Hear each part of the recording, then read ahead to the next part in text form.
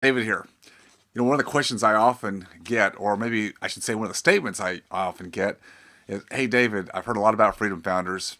I know you guys do a lot of high level real estate investing, high structures, a lot of tax preferenced ways to do it. But here's the deal: I just do not want to manage properties.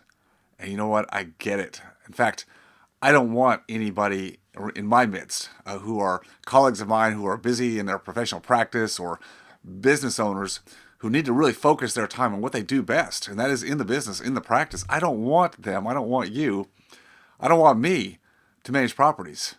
Now, I will say that back when I started, some 38 years ago, that's right, in 1980, I started investing by purchasing my first rental property. Yeah, those early years, yes, I did manage my own properties. I learned how to manage, but you know what? I had more time and I had less skill set. Didn't always know exactly how to buy the right properties. So I went through those machinations. I had to figure it out as I went. Today, I'm all about helping my colleagues, my Freedom Founders members, fast track the approach, which means no management for you. So, how do you get around management? Well, if you own property, if you're an equity owner, which is a great way to build net worth, to use leverage when it's appropriate, to build cash flow, to have amortization of debt, to have the appreciation, the inflation hedge that you have with real estate with the value and the cash flow. If you want to have the depreciation tax preferences, you have to have equity ownership. And of course, ownership means somebody has to manage because the income is produced by an occupant, a tenant, right? So somebody's got to manage that. Well, the cool thing is when you are aligned with the right people, and I'll say it again because this is the key. You've got to be aligned with the right people who manage the properties, who have that system built in. See, the only people I'll work with today are both great rehabbers. In other words, they can rehab the properties, maintain them. They have the contractors, they have the systems in place. And then on the back end, meaning after the property is rehabbed, the property is managed. And those are only the people I work with. Is that just any rank and file management company you can find in virtually every mid-sized to large metropolitan city in the country? No, absolutely it's not. You've got to work with the right people. And so it's all about connection. That's the key. So that's one way, just having the right back-end management to manage the property. And for me, the easiest one to manage is single family. Now, we do things in multifamily, self-storage, in mobile home park communities. But again, the key thing is the right managers to do it. And that's where we do a heavy, heavy due diligence. So again, right person, right management company is the key all day long after you acquire the right property. Now, there's another side to investing in real estate that most people have no idea about, and that is being the bank. That's right. A bank lends money, and when a bank lends money against real estate, it takes what's called a lien position.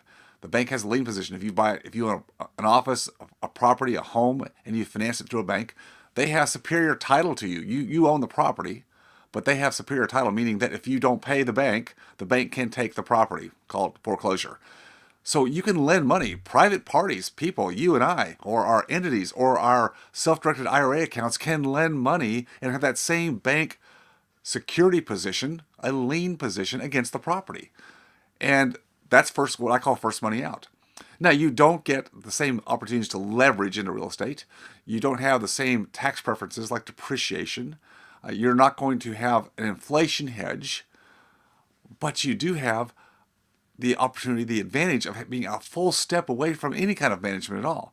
So which way do you go? Well, it depends on where you are in life. If you are building your estate, you need to catch up. You need to build more net worth to have therefore more cash flow. Then you need to be a little heavier on the equity ownership side, where you do need that manager in place.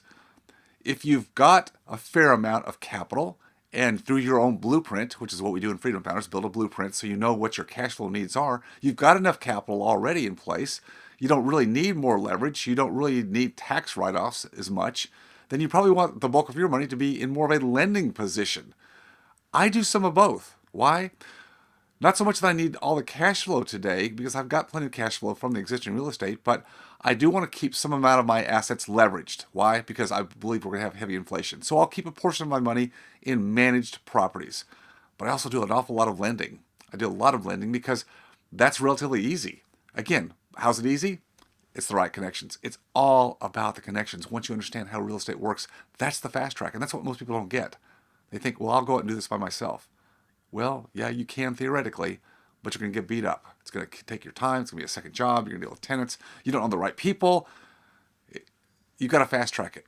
So this is not a sales pitch for Freedom Founders. I'm just answering a question. But if you really want to do it, if you really want to learn how to do it right, the right way, then at least connect with us. And I'll teach more of the concepts that I believe in that I've found to be true throughout my investing career, now into my 38th year. If I can do it, anybody can do it. It is the way to build that plan B, to have that cash flow, to have those options in life so you don't have to be tied or chained to the chair the way you've earned your active income for so many years. Remember, always stay focused on your freedom. I'll see you next time.